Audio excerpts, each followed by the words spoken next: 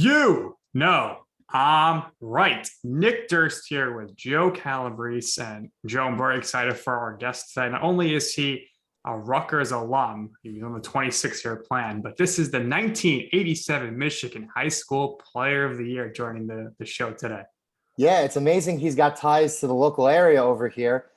He is one of the most recognizable names in the history of U.S. soccer, also with one of the more recognizable head of hairs. He is in the U.S. Soccer Hall of Fame, played in 2 World Cups, and he played for a couple Final Four teams in a national championship game when he was at Rutgers. So we're really, really excited. He's the host of the State of the Union podcast for Fox, Alexi Lalas. Alexi, welcome to the show. How are you doing today? Guys, thank you. That was a wonderful introduction. You read it just as I wrote it. I appreciate that. Yeah. Proud Michigan native. Spent most of my childhood, growing up in the suburbs of Detroit, and so I'm privileged and pleased to be on with you today. What are we talking about?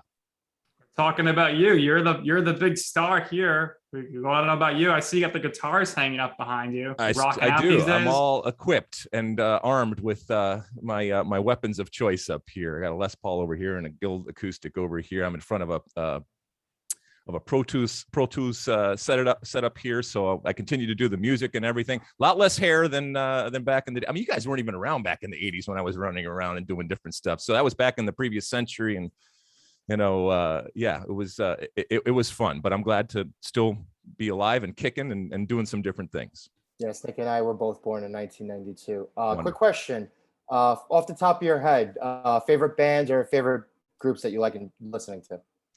So, I grew up like a lot of kids in that my mother sent me the 2 blocks down the street to Mrs. Van Heusen's piano lessons, right? And I screamed and yelled and cursed her the entire way down, and I love her so much for it because it introduced to something that has been in my life for the entire, for as long as I can remember, and before I was kicking a ball, and certainly after I was kicking a ball. I grew up in the 70s and 80s. I grew up right in the middle of that whole 80s craziness, and especially MTV. And so I was heavily influenced, not just by the actual sounds, but by the pictures and the visual part of music, which has come to be such an important part. And so, I remember the first time I ever laid the needle down. Needles were something way back then. We put on something called records on record players, and listening to Led Zeppelin's Whole Lotta Love, and just blowing my mind. And so I grew up with the Beatles and Zeppelin, and then I started to make my way into Van Halen and the Stones and all that kind of stuff, and then huge 80s type of metal scene and hair metal, Rat and Poison and Def Leppard and Bon Jovi and all that, but then also listening to like Echo and the Bunnymen and Duran Duran and Nick Kershaw and The Cure, and then Tom Petty and John Mellencamp. And so it was all over the place back then. And I was actually, yesterday I was on Wikipedia, and I was looking at, it's the 40th anniversary of MTV, and I was looking at all the songs that they played on that first day. And it's amazing how eclectic it actually was back then. And they didn't know what they were necessarily catering to, but it went all over the map in terms of genre. Today, all of those genres would be pieced out and kind of in their separate silos in terms of what we do. So yeah, I mean, you kind of, even though I was just, in a typical suburban type of Midwestern, household, and being influenced by, local rock radio and obviously MTV, there was still a diversity in the stuff that I was listening to. Yeah, Bon Jovi. I wonder if he influenced you at all subconsciously to go to college in New Jersey. Hey, listen, I had never been to Rutgers University, exit 9 off the turnpike, let alone to actually New Jersey, when my dad, basically slowed the car down a little bit and kicked my ass out there. And all I knew was this was New Jersey. This was where, Bruce Springsteen was from. And this was where obviously Bon Jovi was. And so when I finally saw Sayreville, New Jersey, which is where he's from, I was less than impressed. And not too much going on there. We'll talk about Jersey momentarily, but growing up, is it safe to assume that you were a Detroit Red Wings fan? I am. A diehard Red Wings fan. I have a son who's 13 years old, but when he was first born, I tried to get him into hockey, which I did, but I tried to obviously indoctrinate him into the Red Wings phenomenon. And I was successful to begin with. And then when it, as the years went on, he came to me and he said, Dad, listen, the Red Wings are great and all, but I want a team that actually wins. And it never had occurred to me that he was experiencing the Red Wings in a very different way. I always had the context of living through the great times and the Stanley Cups and great players and, Hockey Town and all that kind of stuff. But for him, it was very, very different. And so I said, okay, and I totally understood, but it did pain me a little that he went off. And by the way, he went off into to Vegas for the Knights, which is not so bad at all in terms of picking a team right off the bat. So yeah, I'm a Detroit fan. So it's Red Wings and the Tigers and the Pistons. I remember I actually just finished a documentary. I don't know if you've seen it. It just came on Netflix, The Malice at the Palace, about that brawl that happened. It's amazing to sit back. I remember being in the Palace, seeing David Lee Roth with Poison opening up for them, and one of the first couple concerts they ever have. I know now it's demolished. I remember being in the Palace watching the Pistons play, and we were just watching it on screen with 15,000 people as the Pistons were playing in the NBA finals and all that kind of stuff. So a lot of memories when it comes to Detroit sports, and what it means to you and what it means to the city and the area when your teams are good, and just in general associating yourself with those teams, whether they were great or not. So was there also a fascination with the game of soccer? Because Major League Soccer has been around for as long as it has, but I know a lot of my friends growing up, they kind of follow teams with the Premier League. Obviously, the connection with New York over here with NYCFC, a lot of Man City fans, a lot of people enjoy watching La Liga. So was it like that in your house too? Did your son follow in your footsteps in terms of liking soccer and wanting to play it or anything like that?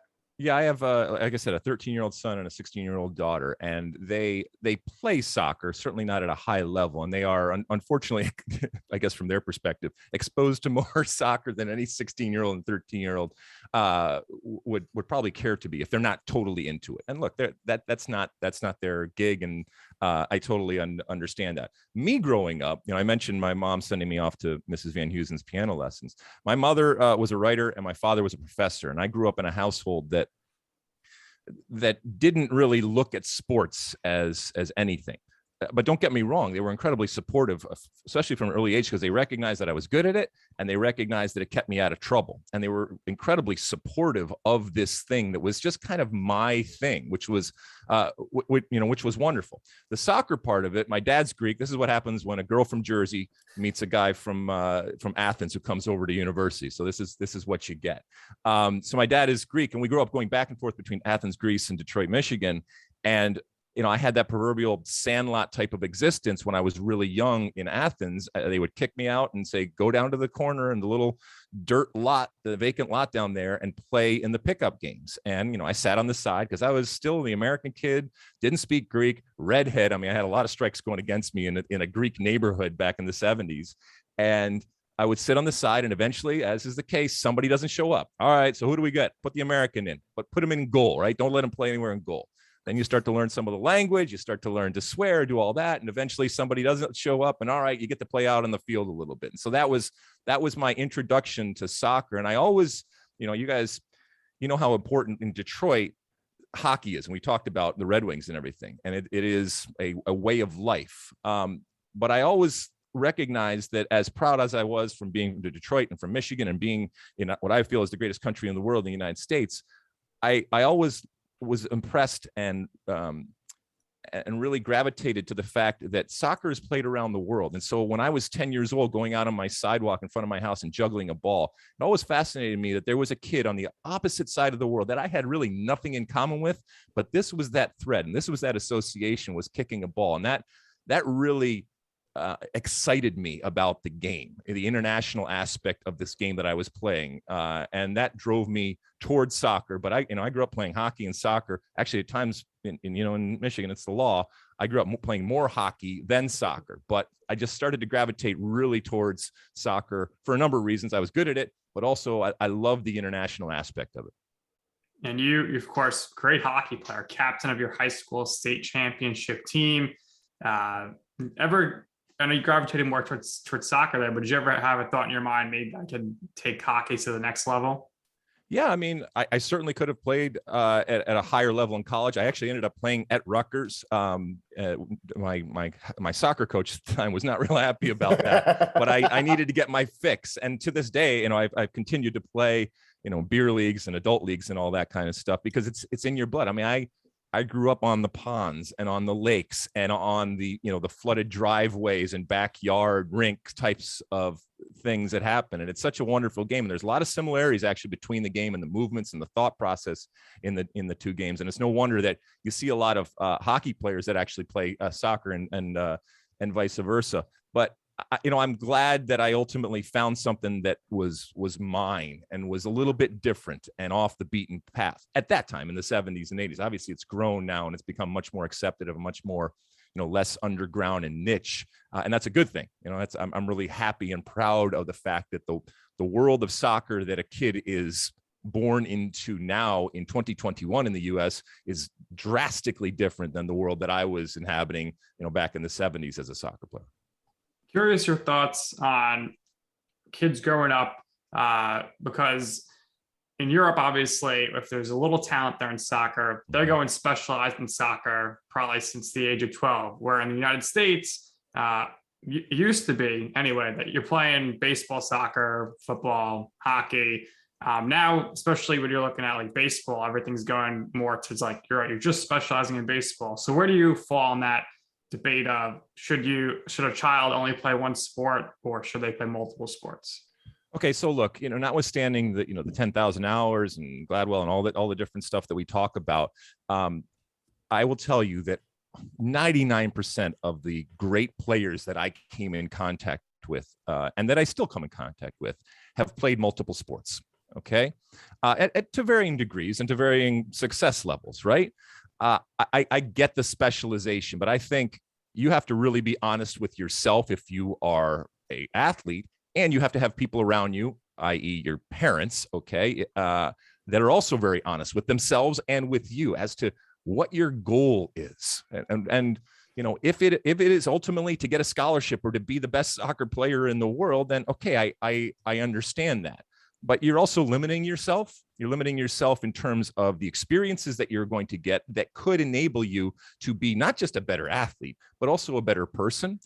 You could limit yourself in terms of the relationships. I to this day, I have relationships that spanned multiple sports and even beyond sport because I was involved in, and singing and acting and all this other stuff that introduces you to people that sometimes if you just specialize in something or if you're just all about sports, you limit yourself. So, but I get it. And I understand that we're living in a time and in a culture that's very, very different.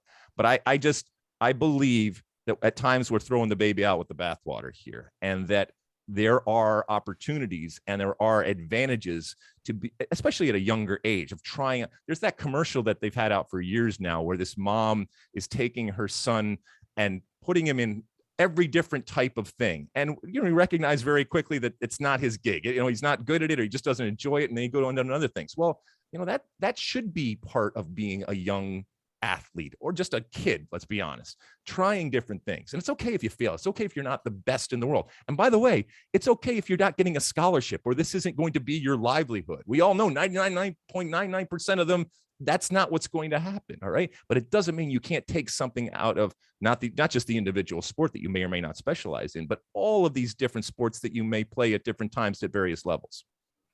Yeah, I think it's great how you mentioned hockey kind of helped you with soccer, and you saw some comparisons there. And obviously you go into Rutgers, you guys are great Final Fours. Do you feel comfortable putting yourself on the Mount Rushmore of Rutgers athletes along with Todd Frazier, Carly Lloyd, and Ray Rice?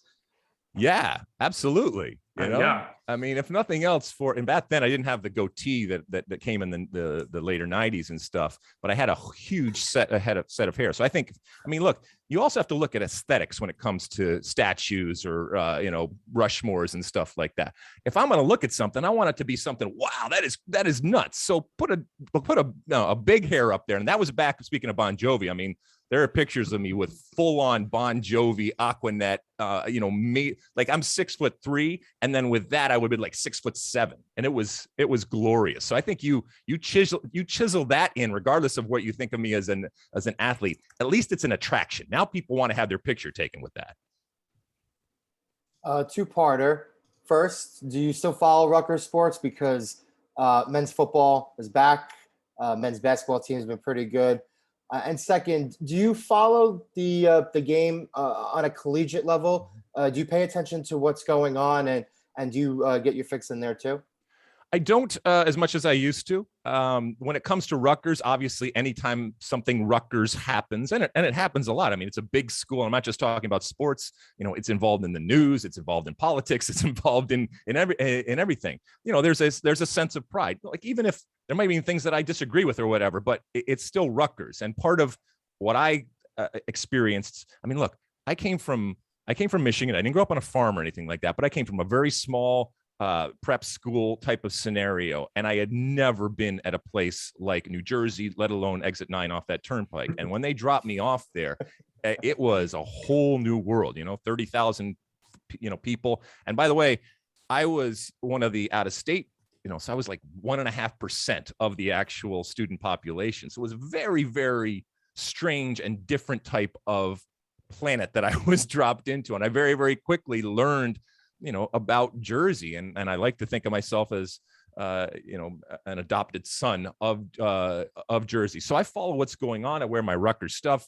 all over the place. And whenever, Rutgers, has something that's going on, my good friend Rob Stone, who does college football and does, college basketball, former WWE 24/7 WWE, champion. of course, so we're always going back and forth about, different stuff whenever there's a Rutgers thing. And, then when Rutgers went to the Big Ten and all that, and, we would have back and forths about why they were there and this and that. But look, Rutgers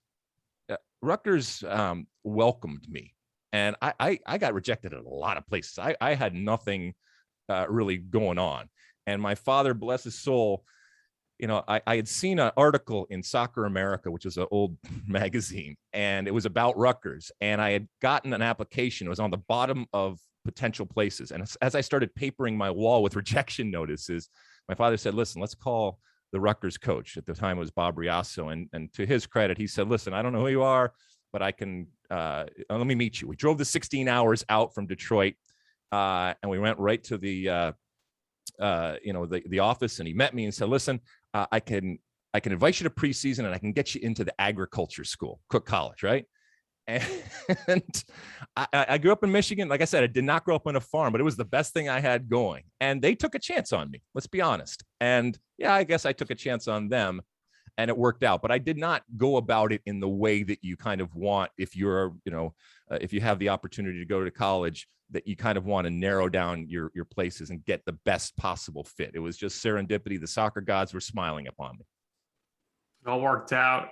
And fast forward a little bit after college here, 1992, you're playing in the Olympics. I mean, when did you start realizing in college at some point, hey, maybe I could, potentially take this beyond college, go pro, or when did you start realizing, wow, the Olympics might be attainable? Yeah, so we were talking earlier about how, the way the sport has changed and how the expectations and the opportunities are available to this new generation. So when I was growing up, yes, we had indoor soccer that was professional. We had, kind of fledgling Wild West type of soccer leagues. And we certainly didn't have the establishment of Major League Soccer and even USL that exists today. And so every time I got to another level, I said, if this is it, great, because I didn't have that expectation that things were going to happen. I got to Rutgers, things went well, the team was winning. I was getting national recognition, All-American type of stuff that was going on.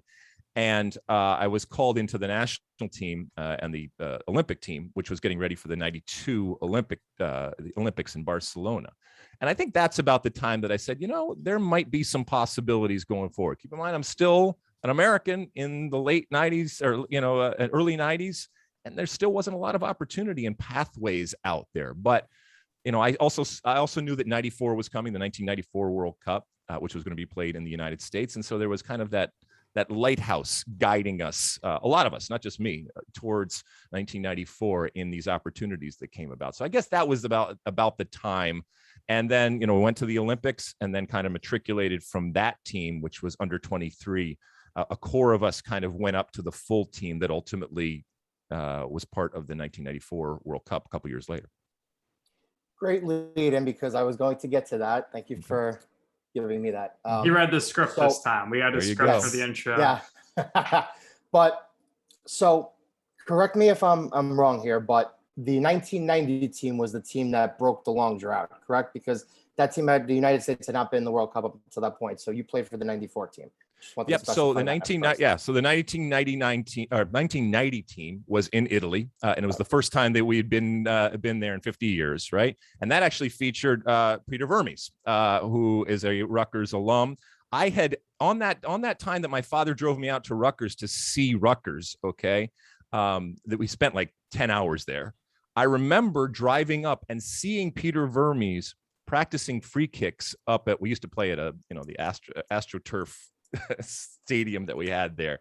And I remember, I'll never forget seeing him hit. I didn't speak to him or anything like that. And that was our only interaction, because he had graduated and I was coming in as a freshman. And so, this was a god to me, Peter Vermes, and I had seen him then a couple of years later play in the World Cup for the US in Italy. I was actually in Italy with my friends bumming around Europe, never thinking that 4 years later in 94, I was going to be there. I had my face painted. We were drinking beer, bumming around to the different bars and just having a blast that summer. And I was watching Peter Vermes and company on that field from the stands, never thinking that 4 years later, I was going to be part of that team.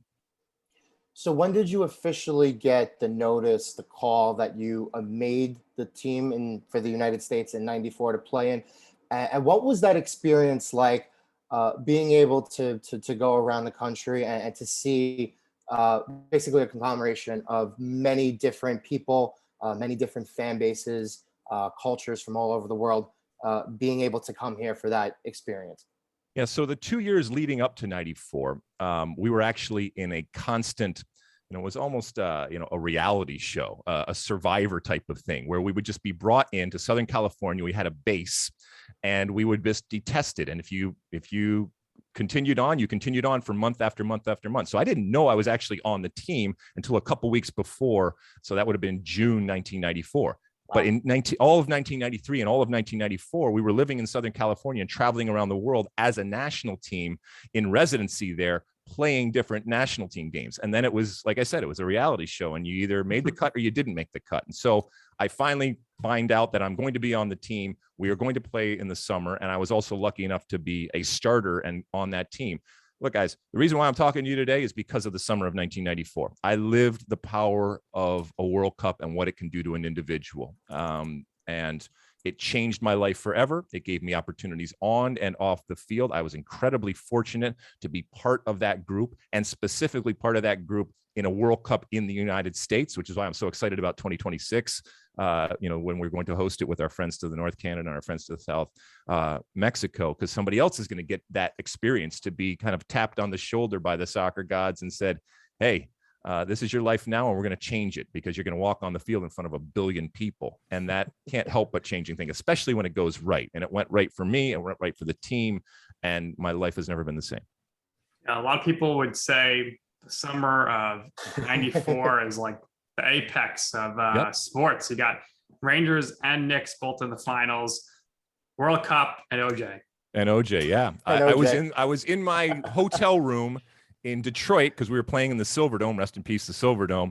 Our first game was going to be in the Silverdome, and I'll never forget, the game was kicking off at 11 a.m. to accommodate the European audience, and so we had to push everything back and get to sleep earlier. I'll never forget sitting next to Brad Friedel, who was one of our goalkeepers at the time, and looking at him and going, OJ is going to mess us up for tomorrow, because we could not stop watching this chase that was happening in Los Angeles in the 3-hour time zone. And we needed to get to bed because we had to get up early because it was such an early kickoff. So yeah, it was an amazing moment in history and in sports history and in American culture. Let's be honest. So, you played in the Olympics, you played in the World Cup. Those are as big as it gets. With the Olympics. Obviously, the Olympics just passed here. Mhm. What do you think the issue is that the men's under 23 team cannot qualify for an Olympics? Do you think there's any hope they can qualify in Paris, or is it going to just be they'll be there in LA because they're the home country? Well, I mentioned that I kind of, and a group of us use the Olympic experience to, as an incubator, if you will, and then used it as a platform to go on to the full national team. And that's what's so sad for me, is that we are wasting these opportunities from a men's perspective. We know the women, they're there every single time, but from a men's perspective, there's a group, because in the men's side, it's under 23 at the time of the Olympics. And so there's a lot of younger type of players that could have been involved. Number one, there's a practical problem, right? We have a lot of players. I mean, Christian Pulisic could have played as one of these underage players, but there's only so many games that he can play. And so releasing him, there's a practical problem in getting our best collection of under 23 players together at any given time. Having said that, we have depth, and we should be able to figure out a way to qualify out of CONCACAF. And once again, it's a tournament situation. You don't get a lot of opportunities to be in those tournament situations. I definitely became a better soccer player from going through the 92 Olympics, which is why I was so privileged to be a part of 96 as one of the older overage players. And so, that's a long answer to your question. The simple fact is, I think if we had our best players, we certainly would qualify. But even without them, I think that we've let ourselves down at different times with the players that we have had, and sometimes with our development. And to your point, I can't tell you right now that it's going to happen, because I thought it was going to happen this time, and it didn't happen. But it's a waste of an opportunity, and those players are suffering for not getting that opportunity to be in a big international tournament that's not the World Cup, but that can prepare you for the World Cup. No doubt about it. Now, you mentioned the women's team, and I feel like, despite what they're saying, they're disappointed that they did not win the gold medal for the second straight Olympics. I don't want to hear that, oh, we're so happy to get the bronze. This is 2 Olympics in a row here where they can't get the job done.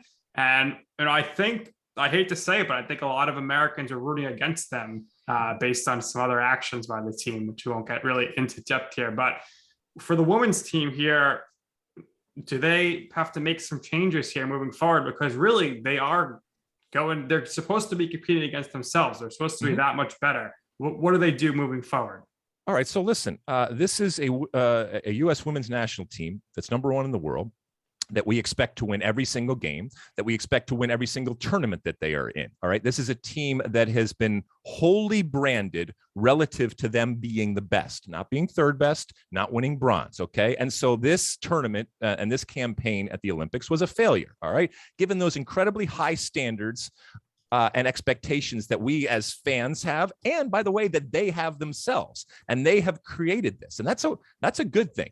Look, you can be proud about winning the bronze, but this is the U.S. women's national team. This is not about finishing third. That's not what they are about, and that's not what they have championed, and that's not what they have sold to us, or the way in which they have been sold. And I think if Carly Lloyd was here, she would tell the exact same thing. I know they have to say that we're proud of everything, and a medal's a medal, and all that. I get all that. But once again, you're being compared to different teams. If this is a team that just got to the Olympics for the first time, or was just clawing their way to the top, fine, I get it. You can be proud of the bronze. But this was ultimately a failure of a campaign for this women's national team. Good part is they have the World Cup coming, and they have the opportunity to win 3 World Cups in a row, which is, that puts them all alone in an echelon, all alone when it comes to winning World Cups. And you like to think that there'll be a chip on their shoulder, and that this will have motivated them. However, to your point, I think that there has to be changes. And look, I love Carly Lloyd, and I love Megan Rapinoe, and I love these great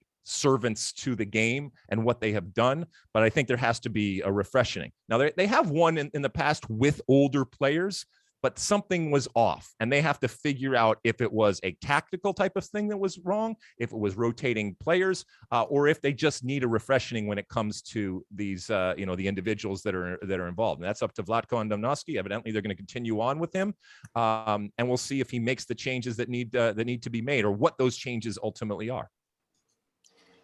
If Carly Lloyd decides to walk away, she's had one of the most distinguished careers of any U.S. athlete, I think, in history, and I think it absolutely deserves all the praise in the world. So, going to be very, very interesting to see what she ultimately does.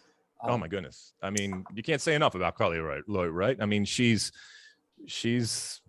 for me one of the not just one of the great women's players, one of the great soccer players in history for what she has done. And it's not just about the wins; it's about the attitude. It's the way that she has approached the game. It's also about the way that she has adjusted and evolved as a person and as a player throughout this long career. And, you know, the twists and the turns and the ups and the downs that every player goes through, and the way that she has met them. And look, we wouldn't put it past her to want to continue to play, and you might have to drag her off the field at some point, but it's that type of fire and that type of competition that make people great. And she is absolutely one of the greats.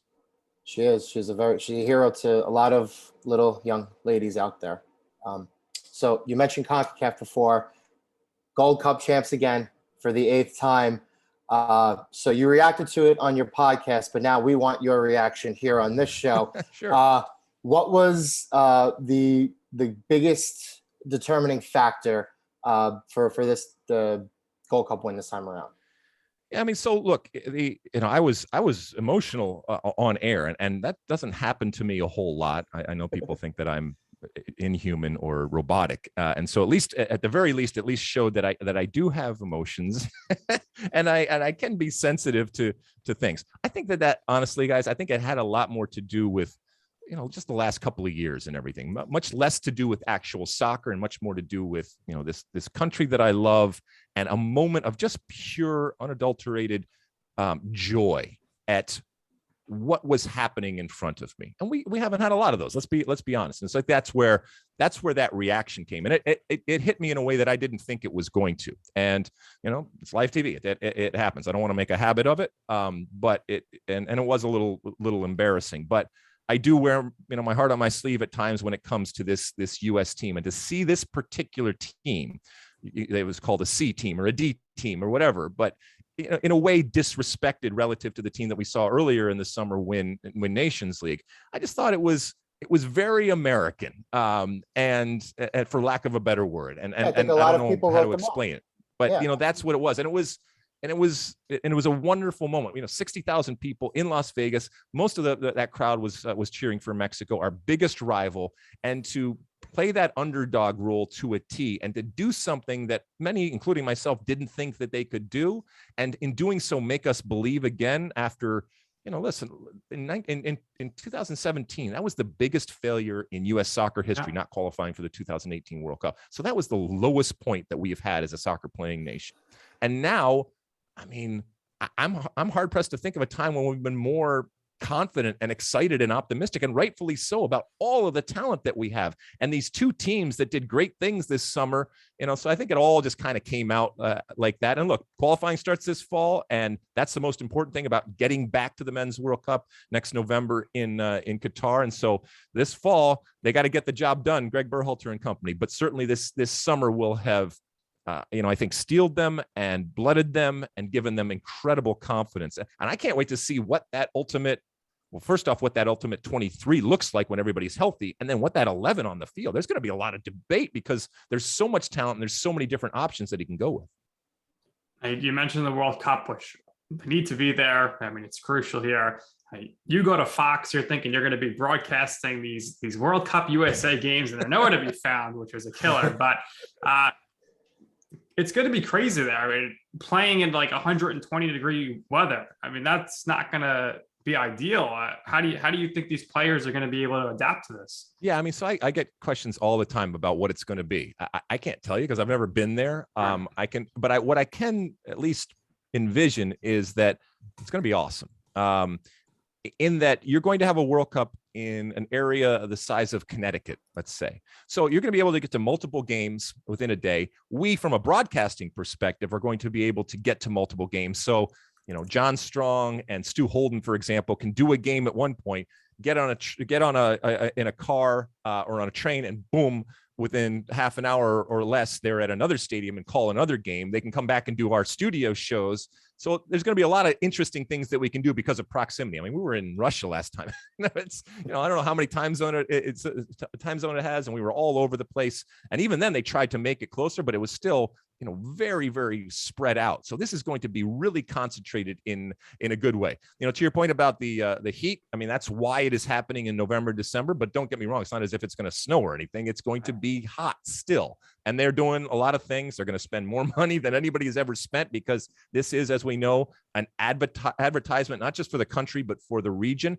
And FIFA has a lot invested in making this go right. So I think if you are thinking about, should I go or shouldn't I go? And look, you can go or not. I'm not here. They're not paying me anything to tell you where to go.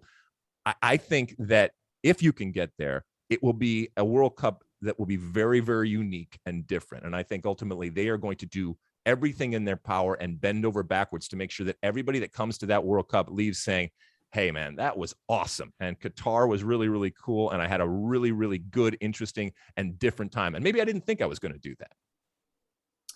So the greatest team game in the world, but obviously you do need star power in order to be able to compete and potentially qualify for the World Cup. And hopefully the United States will win one someday. But I think as of now, I think the star power that the United States has at this point is probably the best maybe it's ever been in its history. Mm-hmm. And you mentioned Christian Pulisic before. You can name guys like Weston McKennie too. Right on down the line. But I wanted to ask your opinion about other players who you would watch out for, who you think have a strong chance to qualify for that team, or put the United States in a position to qualify for that team and ultimately achieve that goal. Yeah, so I mean, there's I guess the usual suspects at this time when you're talking about your Christian Pulisics and Weston McKennies and Tyler Adams and Zach Steffen in goal, Serginho Dest, who plays at Barcelona, Gio Reyna plays at is very young, but I think is going to be a really, really interesting piece and component. But then when we saw this Gold Cup, you have someone like Matt Turner, the goalkeeper, and I think that there is a real legitimate debate to have as to who is number one, because you have Matt Turner, who is an incredible shot stopper, and now he has under his belt a body of work in the Gold Cup to say, hey, listen, I can do it at the international level. He's not as bad with his feet as people make him out to be. And that was the big knock, is that Zach Steffen, who is not the number one when it comes to Manchester City. So that's going to be interesting as to who people want in goal and what Greg Berhalter ultimately decides. I think he'll still stay with Zach Steffen, but you never know. But the best thing that could have happened to all of these players is what happened in the Gold Cup, because this quote unquote BC team now put pressure on the quote unquote A team. So when they come back into camp, they can't come strutting back in. Okay. They have to earn their spot just like everybody else, and they have to push themselves. This competition is great for Greg Berhalter. And by the way, for the actual players. When you talk about other players, I think the biggest hole or problem, if you will, is up top. And that's where I think the biggest disappointment from the Gold Cup is that nobody really stepped up and grabbed it with both hands. And I'm talking about the next Josie Altidore, the striker, the person that is up top for the U.S. Josh Sargent, who has just made a move to England with Norwich. Maybe that's a good move, but he still hasn't really grabbed a hold of it. Jossie Zardes is what he is. He's the Rodney Dangerfield of U.S. soccer. There's people that just don't respect him for a number of reasons. I happen to like him. I think he's a really, really good, solid player. He's not great when it comes to what's up top, but he's the best that we have right now. Daryl Dike, who was supposed to kind of be the new hope, didn't really grasp on in the Gold Cup. I'm not ready to give up on him, but I think that's where the big question mark is as to who is that person that is going to score the goals, lead the line, and create problems for the opposition up top. I think it's still wide open. And then, I think that you look at, as I said before, some people that kind of just come on the scene. Matthew Hoppe, who kind of came to everyone's vision over the Gold Cup, or a Christian Roldan, who I think is a really kind of super subby type of player that kind of changes the dimensions out there. And then in the back, Miles Robinson, who had a really good Gold Cup tournament, because I think there is a spot next to John Brooks as a center back. And I watch those center backs a lot. That tandem is really, really important. Walker Zimmerman, who got hurt early on, I think is going to be part, but it's very difficult. I mean, if you had me write out my 11, I have no clue whether that is even going to be close to what Greg Berhalter says. And what Greg Berhalter says, obviously matters the most, but he can also put down a completely different 11. And I could probably look at it even after putting mine down and say, that's good. I can argue every single one of these. It's all legitimate, but that's once again goes to the depth that we have right now. A lot of depth, and it's all comes into development and more people seeing the games in the US. And you're a part of that. You're one of the early days of the MLS legends, but I don't think you get enough credit. That I think you're the main reason why MLS has really taken off over these past few years, because you were the reason that David Beckham came to play for the LA Galaxy. Ooh. Isn't that correct? Well, I mean, it's really easy to say, shall we sign David Beckham? Yes, we should, because it's not my money. Okay. I mean, it was the easiest decision that we ever made. Having said that, yeah, I'm incredibly proud of all the work. When I retired, I was 33 years old. And I went right into the front offices, and I went to 3 distinct and very different front offices. I went up to San Jose, which is a team was in the process of moving. And so all of that drama that happens. Then I went to New York, which at that time was the Metro Stars that was in the process of being sold to the Red Bulls. And so that drama was going on. And then I came back to the LA Galaxy, and the whole David Beckham situation came about. And that was a whole nother thing, and all really unique things. And I learned so much. I made so many mistakes. I was young, but I learned so much. I don't regret any of it. And it really exposed me to all the men and women in our game that work so hard day in and day out. And really, I learned about the business, but I also learned about the people that oftentimes as a player, you're kind of insulated and isolated from.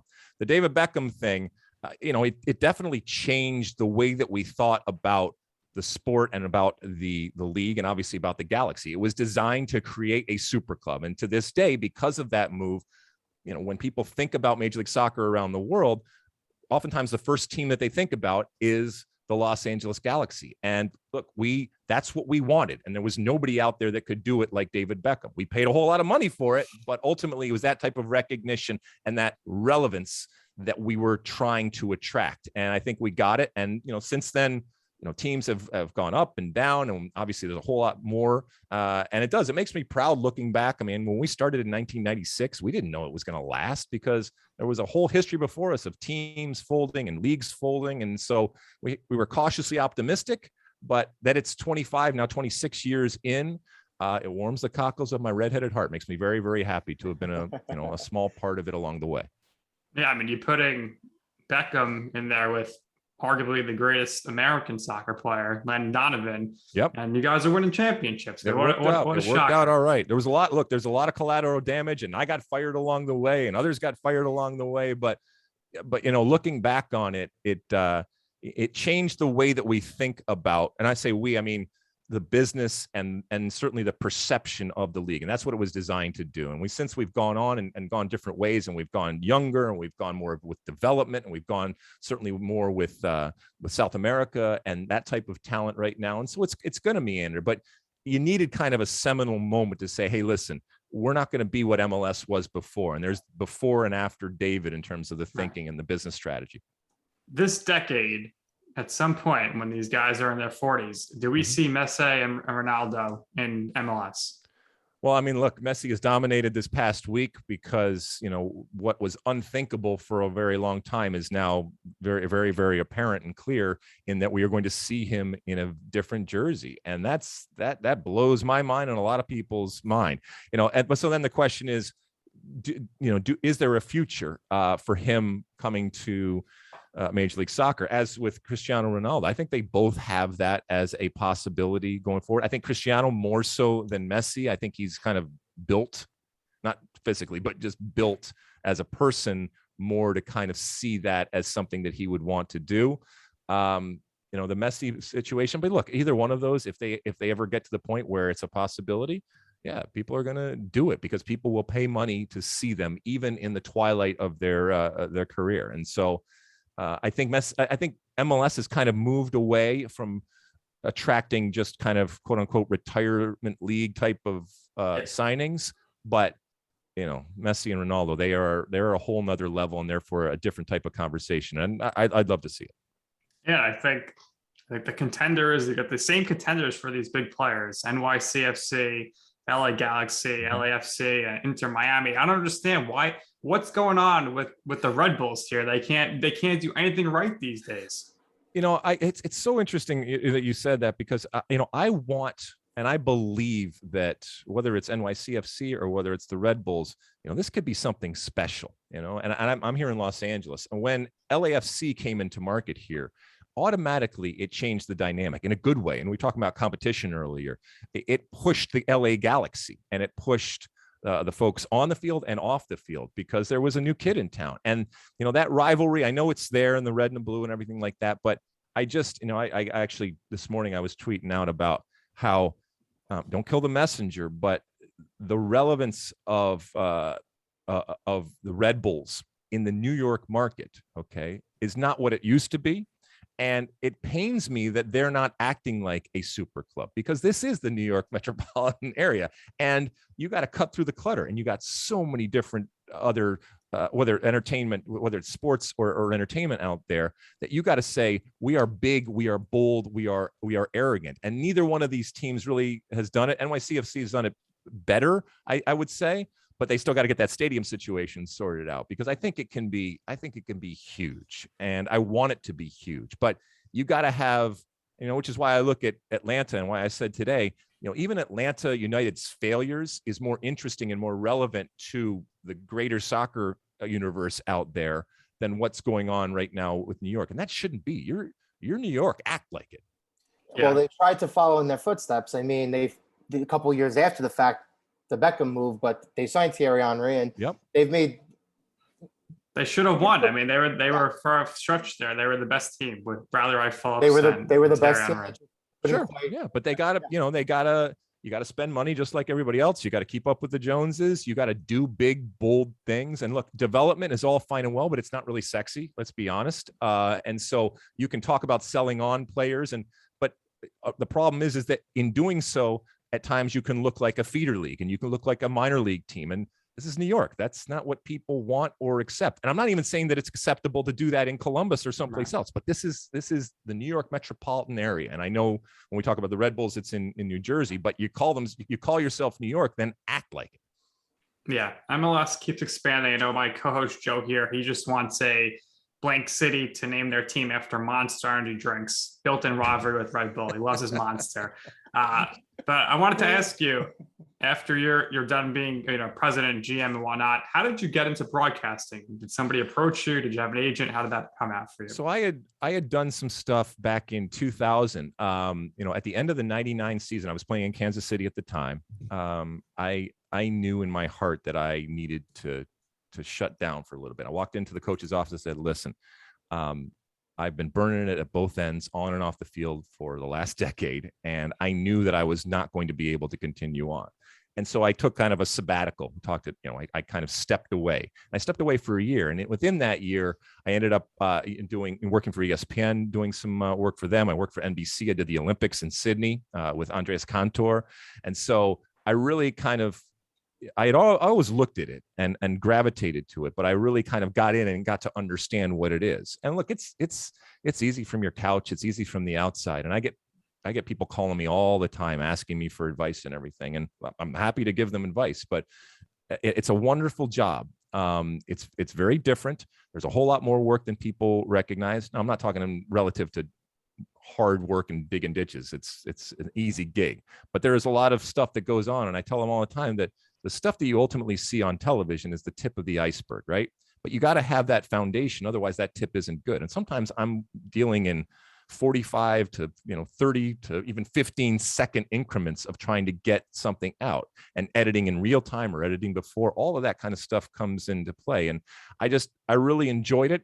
I still got a lot to learn. I'm still growing, but that I'm still able to make a living in this game and talk about the game that I love, especially in the U.S. and context, it makes me very, very happy. And I don't want to do anything else, and they can pry it from my cold, dead, redheaded hands, because they're all coming. I think one of the best things that you have done for the game in terms of broadcasting is I think you appeal to a lot of people who are diehards, but I also think the way you speak, the way you act, I think you do appeal to a lot of casual people. I think there's a lot of character and a lot of charm, to the way you conduct yourself on air and the way you express your passion for the game. Oh, thank you. You're very welcome. try to make this It's a hard genuine, balance, though. yeah. You're right. It's a hard balance because I want as many people into the tent as possible. And I remember back in 2010 during the World Cup, I was at ESPN, and we made a cognizant effort to stop kind of dumbing it down. I mean, you guys know soccer's a simple game, right? You figure it out, okay? And you can tell when somebody's dumbing it down. Now, look, we will slow it down a little bit and try to get everybody in, but I'm not explaining offside. I'm not explaining the throw-ins or anything like that. And so, and I wouldn't want that from another sport. Yes, but what I wanted to avoid was being exclusionary, all right, and not being welcoming. All right. That's the last thing in the world that we as soccer people want. I hate it when people get all elitist and it really kind of turns people off. And when I sit down with somebody, I don't care. I will answer any question. What I don't have time for is somebody who just completely outright dismisses the game and disrespects it. Okay. I will explain to you what a throw-in is or what offside is. If you actually are legitimately interested and want to, respect the game in asking that question. And so when to your point, it's a very different and tricky type of balance that we all have. And it's evolving. It's very different. My performance nowadays is very different than it was 10 years ago. And certainly the way we dealt with the game 20 years ago, and it's evolving. But no matter what we do, like I said, I don't want to dumb it down. I want to make it as welcoming and as inviting as possible, that so people can grab onto something that maybe even have never even watched the game, because that's the only way this game is going to grow. All right. We got the soccer people. That's fine. But we want everybody to say, hey, that is a really interesting type of thing. It's entertaining. It's something I want to watch. Maybe I don't know a whole lot about it. And, you can be a little self-conscious when you don't know something about a particular subject, and you just kind of tiptoe in. And as soon as someone takes your hand or puts their arm around you and says, it's all right, we're going to figure this out, and it's not a problem, and they don't talk down to you and they don't look down at you, that's the best thing. And so we want to be doing that on a continual basis, whether it's on television or whether it's behind the scenes. Well, Nick and I thank you for now talking down to us. No, it's my pleasure being with you guys. We really, really appreciate you being here. I learn a whole lot more. Believe me, I learn a whole lot more from you guys and people that I talk to. So yes, and we're going to continue to support you. Let's go U.S. men's team. Let's go U.S. women's team. Hopefully they can make some noise, and I do think that they have the talent to be able to make some noise. But what we do here is we usually give our guests the last words here. So if there's anything else you would like to share, promote, like I said at the top, State of the Union podcast, go listen to it on Fox. Thanks again for joining us. Thank you. Like I said, the podcast is something we do, and then you can see me screaming and yelling about soccer, whether it's men's, women's, co-ed, naked. It really doesn't matter. If somebody's kicking a ball, I'm usually talking about it. And we're hopefully looking for good things with World Cup qualifying coming this fall, which we'll be broadcasting at Fox. We got the MLS All-Star game coming up here in a couple of weeks. That's going to be really fun with the MLS All-Stars versus the Liga MX All-Stars, and that'll be on Fox. So we'll have that. We actually have a skills challenge the day before, so that's going to be always interesting to see how the players compete when they're shooting balls off the crossbar and doing all that kind of stuff. And just so much. And then obviously leading up to the World Cup next winter, if you will, in November, December of Qatar and all that kind of stuff. But I want to thank you guys. I want to thank you guys for what you are doing. I know a lot of us that kick the ball oftentimes get a lot of praise and credit, but the reality is that this is a soccer community and it's growing bigger. I talked about that tent. The tent's getting bigger, and the more and more people that come into it, the better off it is. And we have people, like I said, men and women that every single day are working hard to help the game. And even just doing what you guys are doing here, we really, really appreciate it. And I hope you and yours are doing well. And I hope everybody that's listening that we are heading in a good direction on and off the whatever soccer field or sports field or rink or court or anything like that. And certainly off it from a cultural and societal perspective and a world perspective, because this has been a hell of a couple of years. No doubt about it. We appreciate your time. Get that passport ready. We look forward to seeing you at the World Cup next year. And we're going to be watching your coverage. So that's going to do it here for this episode of You Know I'm Right, for our special guest, Alexi Lalas, and for my co-host, Joe Calabrese. I'm Durst, and this has been You Know I'm Right.